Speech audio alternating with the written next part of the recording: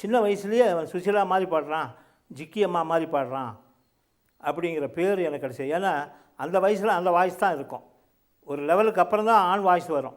அது வரைக்கும் பொம்பளை வாய்ஸ் தான். அப்படி பாடி பாடி பாடி பாடி இந்த மகரக்கட்டு உடையும் அப்படின்வாங்களே, அந்த காலம் வந்தது. அது என்ன ஒரு 14 வயசு அந்த டைமில் அந்த மகரக்கட்டு உடையும். அப்போ அந்த சின்ன குரல்லேருந்து பெரிய குரல் மாறுறதுக்கு ஒரு சந்தர்ப்பம் வரும். அப்போ எனக்கு பாட முடியாமல் போச்சு. ஏன்னா மகரக்கட்டு உடையிற டைமில் பாடவே முடியாது, அப்படியே சுதி இறங்கிக்கிட்டே போகும்.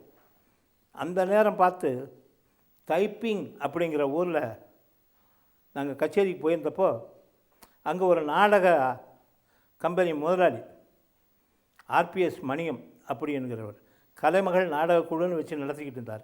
அவரை சந்திக்க வேண்டிய ஒரு சந்தர்ப்பம் கிடைச்சிது. அப்போ அவர் சொன்னார், எல்லாரும் பாடுறானே பையன், பேசாமல் நீங்கள்லாம் நீங்கள்லாம் நடிகர்கள் தானே, கம்பெனியில் வந்து சேர்ந்துக்குங்க அப்படின்னார். அப்போ அந்த கம்பெனியில் போய் நாங்களும் சேர்ந்துக்கிட்டோம்.